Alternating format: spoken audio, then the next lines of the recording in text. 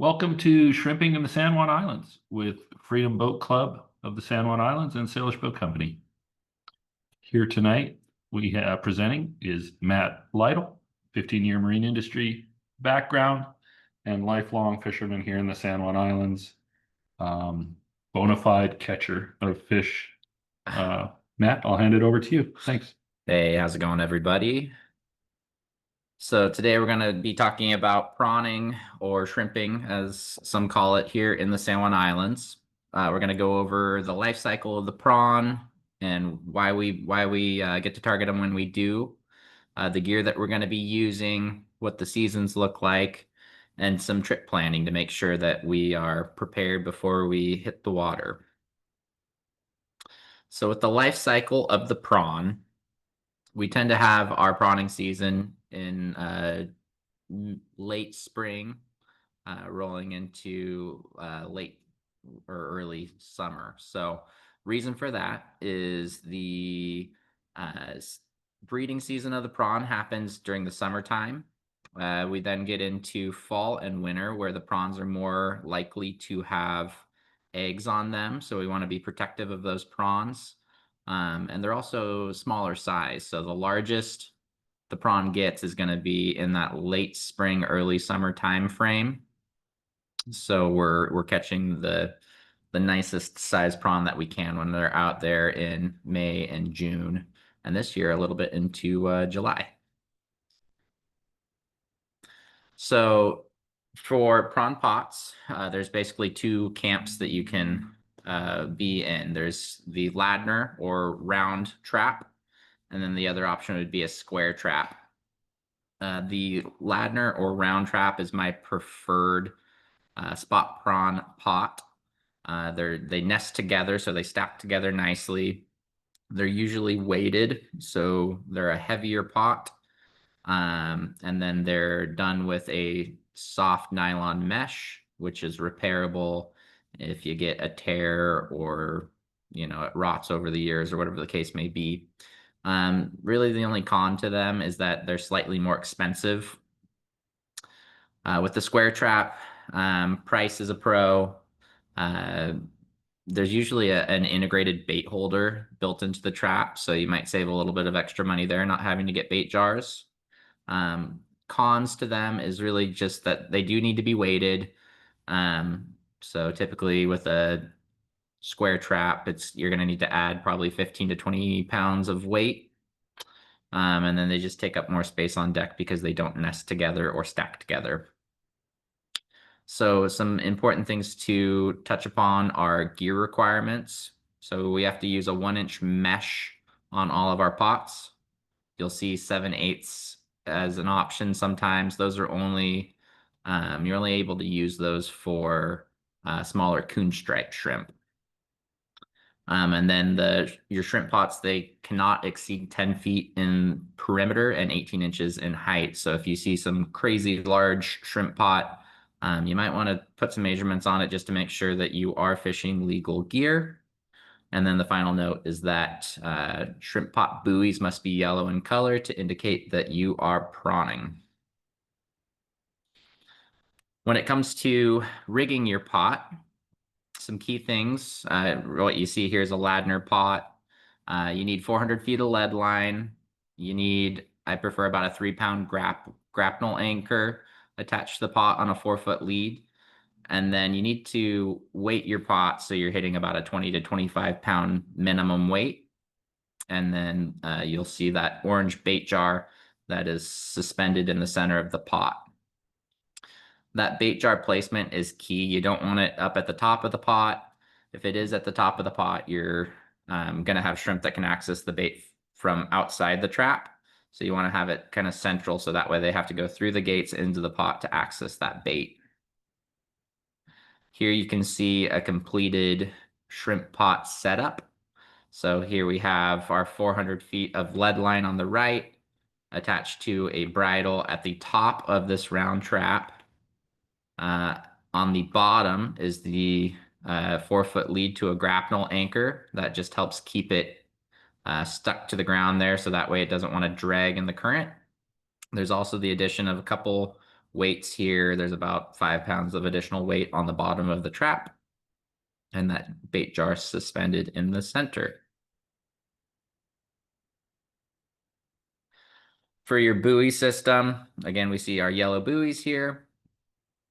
I like to have 2 to 3 smaller floats that are spaced at least a foot apart. And then the trailing buoy about 6 to 10 feet behind those smaller yellow floats. The reason for that is these small yellow floats help indicate current speed. So as the current increases in speed, that first yellow float will begin to tuck under the water. As it increases more, that second yellow float will tuck under the water. If I've got one, if both floats are on top of the water, we're in great shape. There's little to no current.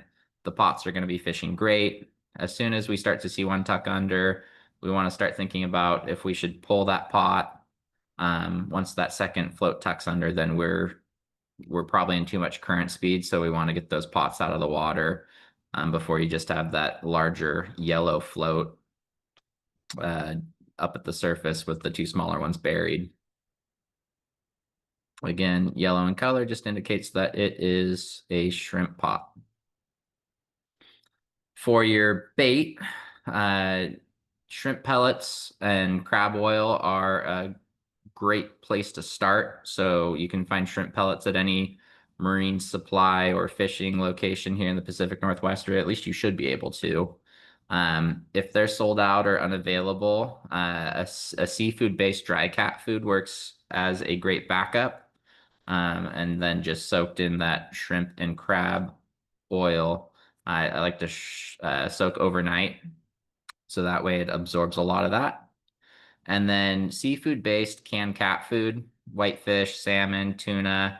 You want to add that to the mix as well. I like to mix it into a slurry, so that way when it drops into the water, it creates a nice bait cloud. I just want to add that it's super important to note, do not use chicken or beef-based cat food. It seems like it wouldn't matter so much, but I found over the years that it does affect the quality of how your gear is going to fish. Prawns want seafood. They don't want beef or chicken. And then if you're doing a mixture of the canned cat food and pellets or dry cat food, I try to do about a 50-50 mix in my bait jar. And then just make sure that bait jar is well ventilated. A lot of like the SMI branded bait jars will be pre-ventilated all 360 degrees around it, top, bottom. But you will run into some of like the Scotty bait jars where the top's ventilated, but the jar itself has solid sides. If that's the case, then you want to go ahead and just take maybe about a 1/4-inch drill bit and just drill holes into that bait jar, probably at about at every corner of a 1 square inch is probably a decent pattern that would get enough ventilation to disperse the scent. So for pot retrieval systems, pot pullers, Scotty, Brutus, or Track are what I would recommend. All these options fit on a Scotty downrigger mount. The other option is a buoy ring retrieval system, which is the same kind of retrieval system that you would use for retrieving an anchor if you were, let's say, you're halibut fishing and not using an anchor windlass. You can do that same style of retrieval for your shrimp pots.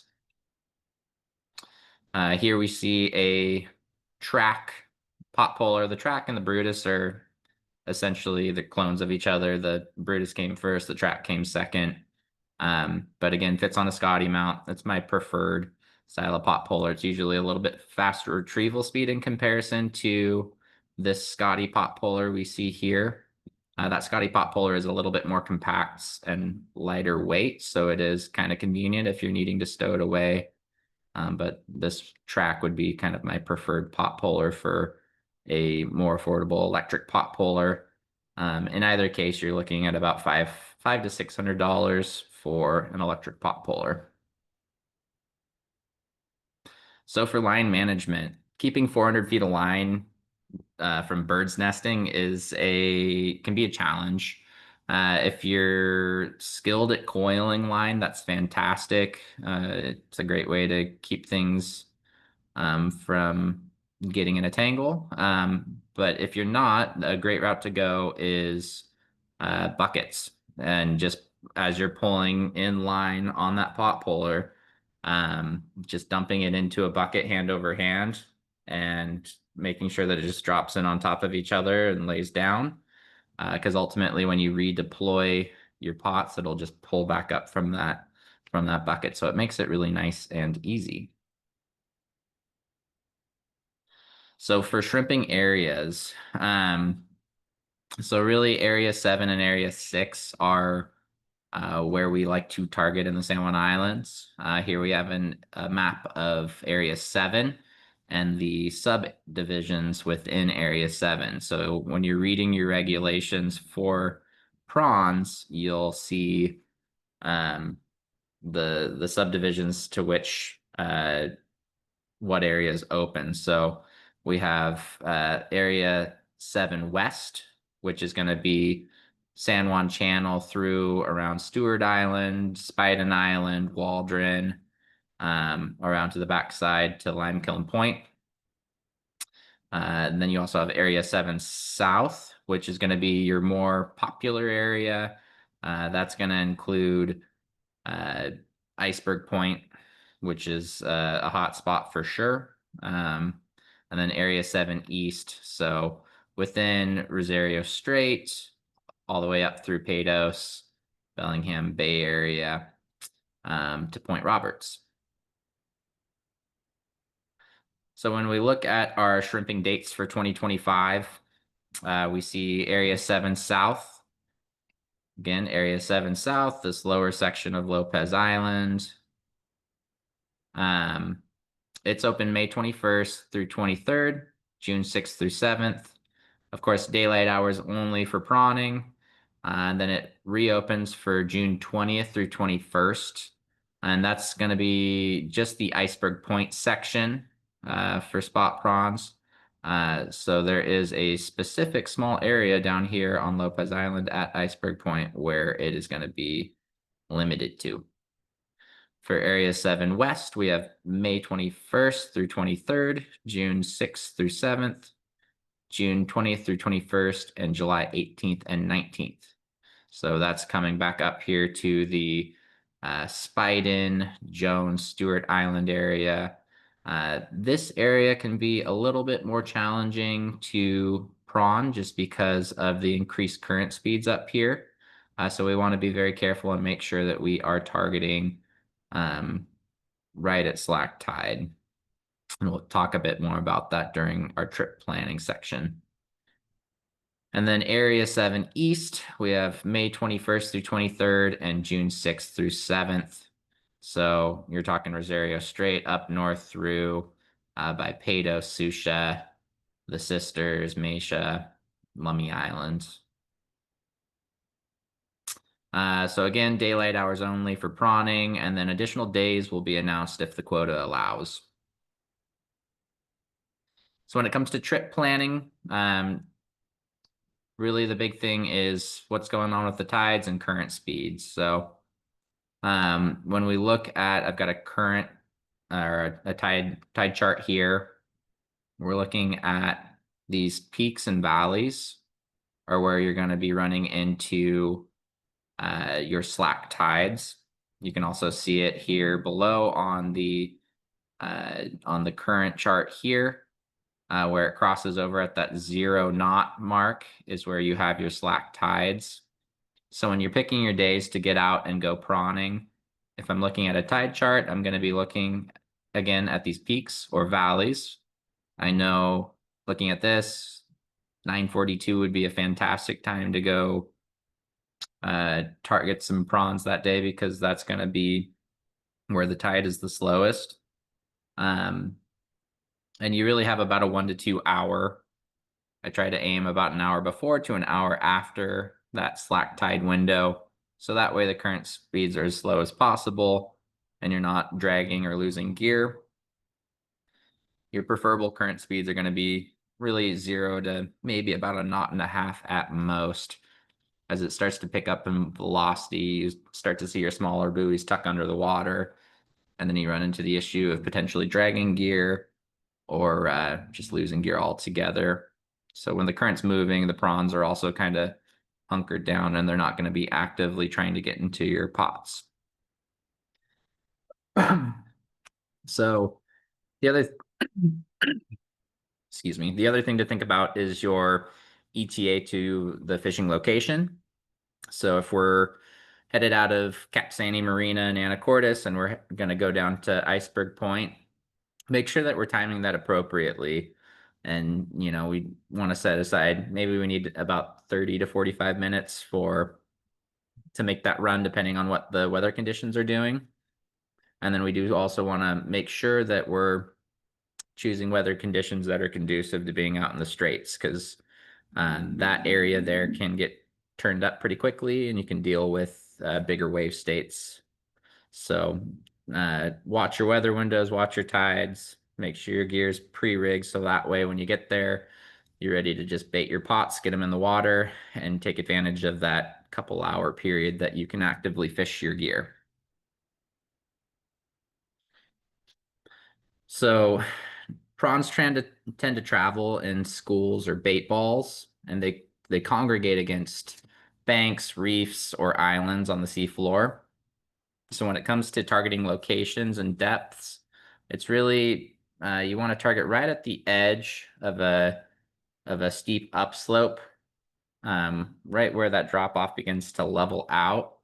So when you're looking at Iceberg Point, for instance, there's a nice hole at Iceberg Point there where it's about 300 to 350 feet deep, and it borders along Lopez Island and MacArthur Bank. At either side of those, so the north end, south end, and even the east and west end of that hole at Iceberg Point, it tends to be anywhere from about 300 to 340 feet. Setting all throughout that area is fantastic. If you're able to fish it and the traffic's not too heavy, it's a easily producing location for prawns. Where if I'm setting there, I usually know that I'm going to come away with something. So I'll tend to fish that area for a couple hours and average about 80 to 100 prawns per pot. But if you're getting anywhere from 40 plus prawns per pot, you're doing a-okay. San Juan Channel, so that's 7 west. Again, targeting 300 to 350 feet.